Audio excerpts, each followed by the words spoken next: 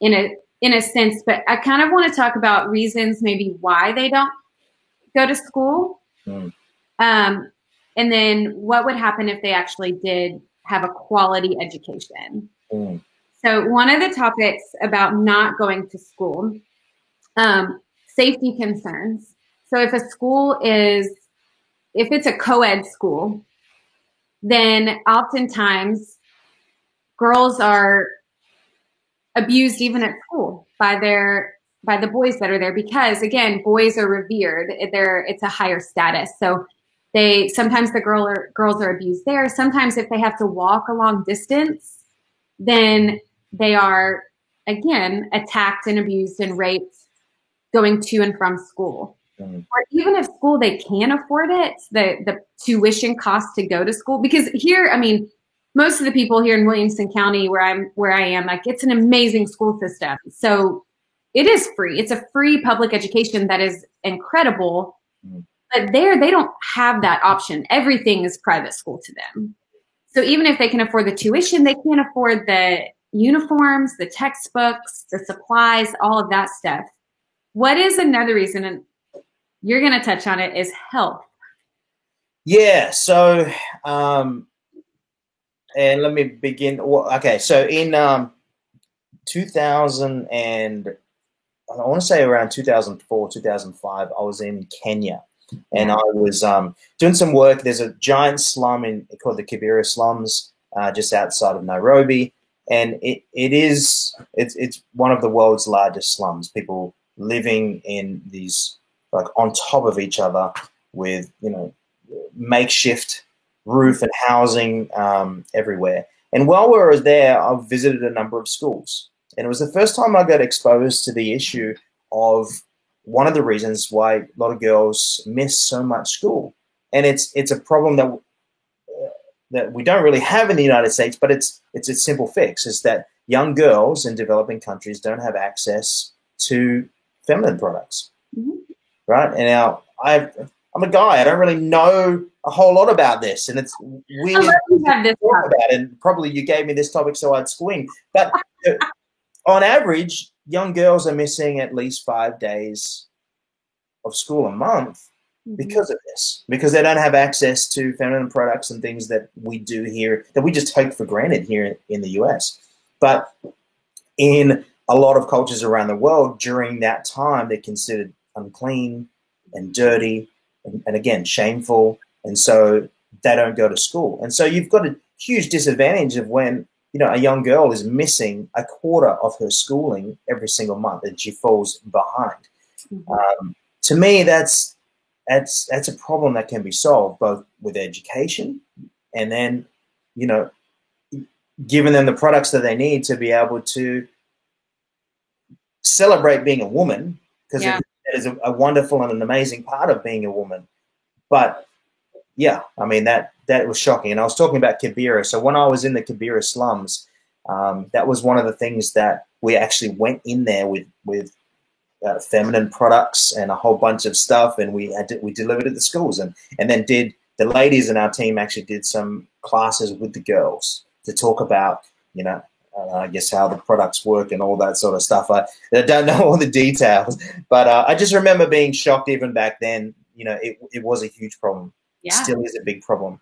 But to me, I'm like, that's solvable. Like we can fix that one. Yeah.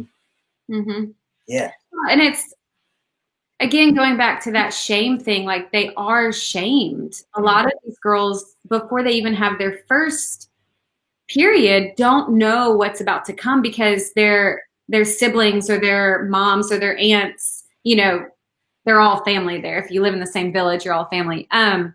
They don't talk about it. And I can only imagine growing up and not having like my older sister just sort of telling me, hey, this is what's happening. How terrifying that must be and how shameful that must feel. But yeah, you're right. It's fixable. This is something that we can fix as a culture, and it's crazy. And I think also we tend to have this picture of developing countries, and it's only on the continent of Africa. Right. Like it's and it's in Afghanistan, it's in India, it's in Europe, it's truly all over the world. It's not just African countries. Yeah, it's crazy. So if a girl does go to school, how does that change her life? How does that change the trajectory of her family and of her legacy? I read a statistic that said when girls have just one more year of elementary school education, the maternal and infant death rates decrease by 10 to 15%. Wow. Yeah. When girls have the opportunity to go to high school, for every year of high school they complete, their potential for revenue increases by 15 to 25%, which impacts the GDP in the country. Wow. So the country that they're a part of benefits from these girls going to school. And it makes you wonder, like, why? Like, why would you not care about that? I mean, and when I think about me sitting in my house, my comfortable house in the Western world, why should I care? To be honest, like, why should I care about these girls that I don't have a relationship with? But when I read those statistics and I'm like, the death rate decreases. Like, these are human beings. I think sometimes we need to humanize what's actually happening. But yeah, no, 100%, right? Like, and it's I've heard that, bang for buck, that if you're going to take $1 and invest it into a developmental program somewhere, bang for buck, education and investment in education gives the highest return for investment in terms of impact and dollars spent. And we can't, what you just shared, those statistics are staggering. Yeah. That empowering young girls through education is not only going to change their life, it's going to give them economic power. It's going to then enable them to make choices and have the ability to make choices like who they marry, when they have children, where they send their kids to school, to go to college, and then provide and help build a stronger nation. That's massive. I read some interesting things that worldwide, it's women still earn between 10 and 30% less than men. Women have a higher incidence of poverty. They have lower rates of saving money, and they're more so that makes them more vulnerable to like external shocks, like market collapses. Because they have lower paid jobs, things like that. That's pretty massive. I think in the United States, the statistic I saw was that for every $1 a man earns, women earn 77 cents. Globally, it's a lot worse, though. Globally, women earn about 1/10 what men do. Mm-hmm. That's massive. Yeah. I think education in general it's empowering people. It's empowering women across the world, here in the United States as well. Like you said, to just make better choices for their future, to feel more secure and less vulnerable. Yeah. And especially in these developing countries where HIV is rampant. Yeah. When a girl, statistically shown that when a girl attends school and the longer they stay in school, the HIV rates decrease. And like, there's just so many benefits. But it also comes in, I think, in my own opinion, is educating the male gender in these cultures to help them understand that when a girl is educated, they also benefit from it. Yeah. So there's a whole mindset that we've briefly touched on, but how do you change a society to embrace equality? Part of maybe the part of the problem is, all right, well, let's bring in laws to legislate and provide legal equal rights. But then the bigger issues are, how do you change stereotypes? Yeah. How do we make it so that when you share a riddle, that the first thing I was thinking that doctor was a man? Mm-hmm. And so to me, that tells me, look, there's still a long way to go, even here in our society as a nation, still a long way to go. And look, especially like I said before, as a father to a daughter, I hope that she grows up in a world where she has equal chance to be successful. And I mean, I want her to rule the world as her dad. And one of the things that came up, and this is kind of shocking, and it's even weird to bring this one up, but I didn't realize this is such a huge issue.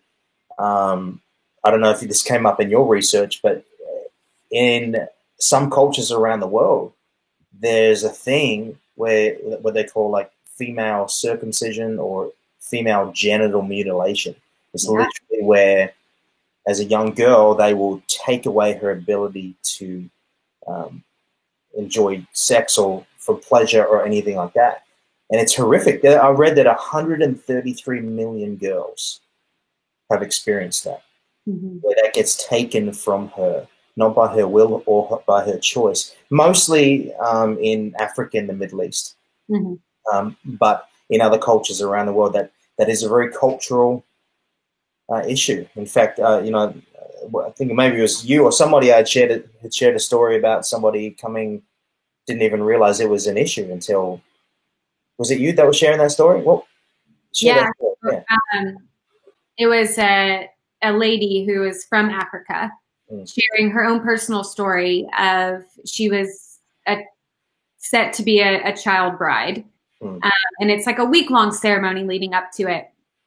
And as they're dancing and there's a big group of people, she comes out and there's these women and there's this one woman and she just, everyone's happy. And as a child, as an 8-year-old, as a 11, however old she was, like she comes and she sits down and has this procedure done, and it's so ingrained in their culture that women are doing it to other women.